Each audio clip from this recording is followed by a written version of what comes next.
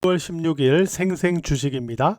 주식 시장이 어떤 때는 참 쉬워 보이는데 또 어떤 때는 굉장히 까다롭고 어려워 보이는 그러한 국면이 나타나죠. 자, 오늘 양시장 지수 하루 종일 하락세를 보였는데요. 낙폭도 제법 컸기 때문에 체감도가 좋지 않은 그러한 하루였다라고 볼 수 있겠습니다. 우선 나스닥 지수 볼게요. 어제 제가 방송에서 말씀드릴 때 나스닥 지수는 23,000포인트, 23,000포인트를 지지 기준으로 만들어 줘야 된다라고 말씀드렸잖아요. 근데 이제 간밤에 이제 추가 조정이 나타나면서 23,000포인트에 접근하면서 마감이 됐어요. 자, 여기에서부터가 이제 중요합니다. 지지하면서 반등할 수 있는지 아니면 하향할지가 중요한데 일단 23,000포인트를 지지로 유지를 해 줘야만 18일에 마이크론 실적 발표 이후에 반등의 계기를 만들 수가 있다라고 볼 수가 있겠고요. 만약에 23,000포인트를 하향한다 그러면은 과열 해소의 기간이 연장된다라고 봐야 돼요. 그래서 23,000포인트를 기준으로 오늘 밤에 어떻게 움직이는가가 중요하다라고 볼 수 있겠고, 지지가 될 경우에는 마이크론 실적 발표 이후에 반등을 기대해 볼 수 있다라고 볼 수 있는 거죠.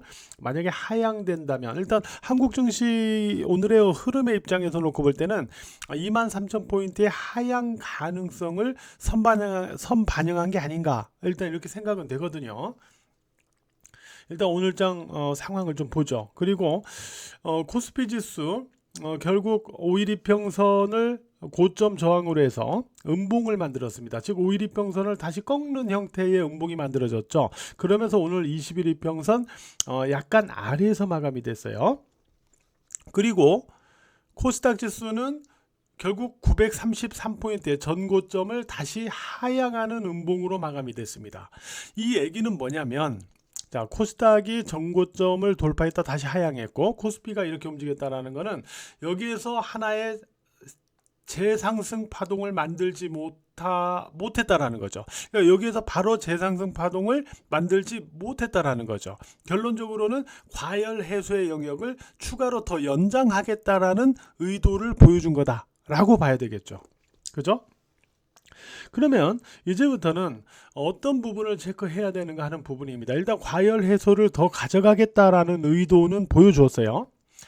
그러면은 코스피 같은 경우는 일단 20일 이평선 기준에서 오늘 약간 아래로 마감됐지만은 위에서 아래로 하향하는 형태였죠. 즉 고점 저항에서 만들어진 형태는 하향한 건 아닙니다. 우리가 이 시점에서도 바로 이 전저점을 고점 저항으로 해서 하향하면 문제가 되지만 위에서 아래로 이렇게 하향하는 흐름일 때는 아직 문제가 안 된다. 확인점이 남아있다라고 그랬죠. 마찬가지로 20일 이평선을 위에서 아래로 하향한 거니까 내일이라도 다시 21일 이평선을 회복하거나 또는 21일 이평선을 하향 후 회복하거나 또는 21일 이평선 위아래로 왔다 갔다 하는 경우, 이런 경우는 21일 이평선이 계속 행보의 어떤 형태를 유지해 주기 때문에 이런 부분일 때는 그래도 계속 박스권에서의 어떤 흐름의 성격을 나타내기 때문에 크게 문제될 건 없어요. 그러나 21일 이평선을 고점 저항으로 해서 이렇게 음봉으로 떨어지거나 이렇게 하락을 줄 경우에는 21일 이평선이 약간 아래로 꺾일 수가 있어요. 이런 흐름을 줄 경우에는 다시 전저점에 대한, 즉 3867포인트 전저점에 대한 지지 테스트를 또 거쳐야 될 수도 있기 때문에 이런 경우에는 단기적인 추가적인 리스크가 생길 수 있다라는 부분을 염두에서 봐야 될 겁니다. 일단 이런 부분도 있고요. 또 하나는 12월의 고점을 볼게요. 12월의 고점을 보면은 앞에 고점보다 낮아진 상태에서 다시 되눌렸어요. 그죠? 고점이 낮아졌어요.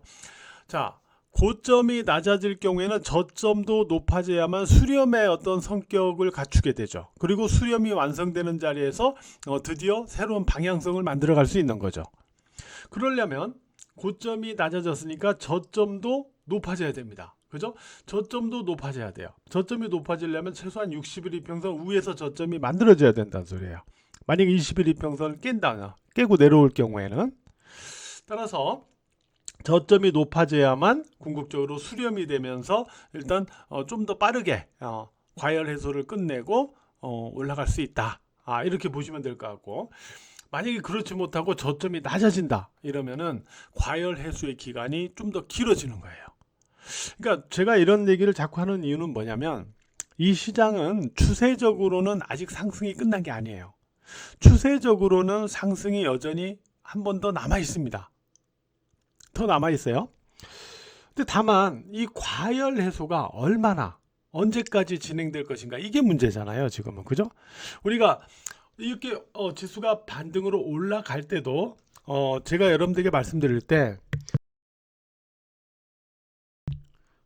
지수가 이렇게 올라가지만은 지금은 상승 파동의 영역이 아니고 여전히 박스권 등락의 영역에 있다. 과열 해소의 박스권 등락의 영역에 있습니다라고 말씀드렸잖아요. 그죠? 맞죠? 마찬가지입니다. 궁극적으로는 지금 여전히 여기서부터 계속 과열 해소의 박스권 등락이 진행되고 있는 거거든요. 그래서 추세적으로는 아직 기대치가 여전히 남아 있고, 또 상승 파동이 여전히 좀 더 남아 있지만은, 그 전에 나타나고 있는 이 과열 해소가 언제 진행될 것이냐라는 문제가 있기 때문에 그 부분을 놓고 우리가 지금 체크하고 있는 거죠. 그리고 이런 부분도 우리가 생각을 해봐야 될 거예요. 어떤 부분이냐면은 두 가지, 수급적인 부분에서 두 가지입니다. 먼저 신용을 갖다 놓고 보면은 지금 현재 코스피에, 이거 잘 안 보이실 수도 있어요. 제가 그냥 말로 하는 걸 들으세요. 코스피 지수의 어떤 신용의 규모가 얼마냐면은, 코스피 시장 지금 17조 원이 넘어가 있어요. 17조 원이 넘어가 있고, 그 다음에 코스닥의 그 신용 자체는 10조 원을 넘어갔어요. 그러니까 무슨 얘기냐면은 지수가 여기서부터 이렇게 과열 해소의 영역을 여기서부터 이만큼 지금 거쳐가고 있음에도 불구하고 양시장의 신용은 줄어들지 않고 오히려 늘어났다는 소리예요. 그 얘기는 과열 해소가 아직은 미완성이라는 소리예요. 그러다 보니까 오늘같이 이렇게 과열 해소 기간을 더 이어가겠다라는 그런 의도가 나타난 게 아닌가라고 또 생각해 볼 수 있는 거고, 그 다음에 또 하나는 수급이죠.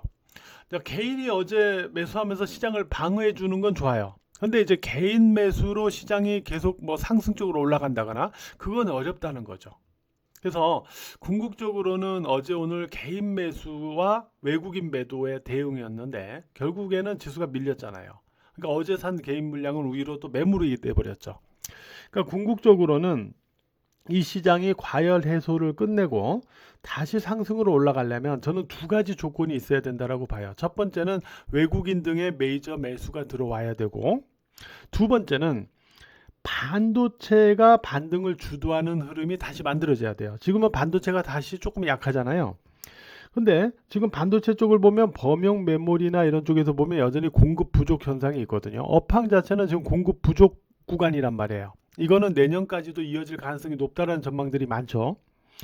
따라서 반도체는 만약에 시장이 재상승으로 움직여준다면 초기에 다시 한번 주도의 역할을 할 가능성이 높아요.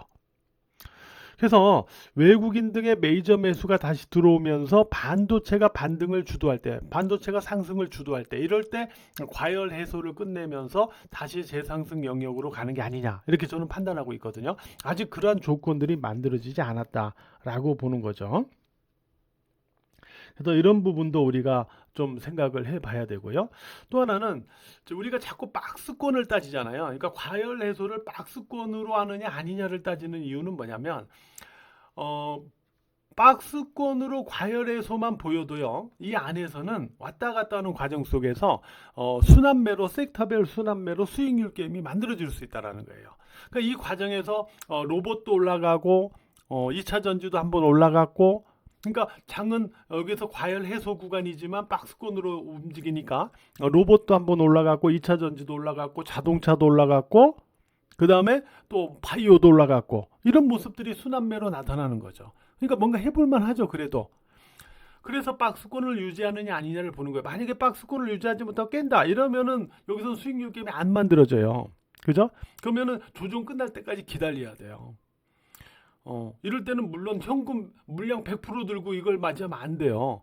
이런 리스크가 있을 때는 박스권을 아래로 훼손할 가능성이 있을 때는 현금 비중을 좀 만들어 놓고선 확인해야 돼요. 왜냐면 우리가 이렇게 올라가다가 이렇게 하다가 이렇게 올라간다고 치죠. 그러면 여기에서 이 기회를 우리가 온전히 다 만들어 가려면, 내 걸로 만들어 가려면 이 구간에서 너무 깨지거나 망가지면 안 돼요. 그죠? 이런 부분도 우리가 항상 염두를 해야 됩니다. 그래서 제가 이런 부분 때문에 박스권을 유지하느냐 아니냐를 신경 쓰는 거고, 일단 추후에 이 모습이 있기 때문에 이 구간에서 망가지지 않으려고 이 박스권에서 왔다 갔다 하는 과정 속에서도 하나하나 여러분들하고 자꾸 체크하고 있는 거거든요. 그러니까 이런 마인드를 여러분들이 잘 유념하셔가지고 보셔야 되겠다. 이렇게 말씀을 드리도록 하겠습니다. 12월 주식장인 가격 할인 및 무료 기간을 추가로 제공하는 그러한 이벤트가 이번 주까지 진행이 됩니다. 이번 주로 진행이 됩니다. 카페 공지사항을 확인 참고하시기 바랍니다. 오늘 하루 매매하시느라고 모두 고생 많으셨어요.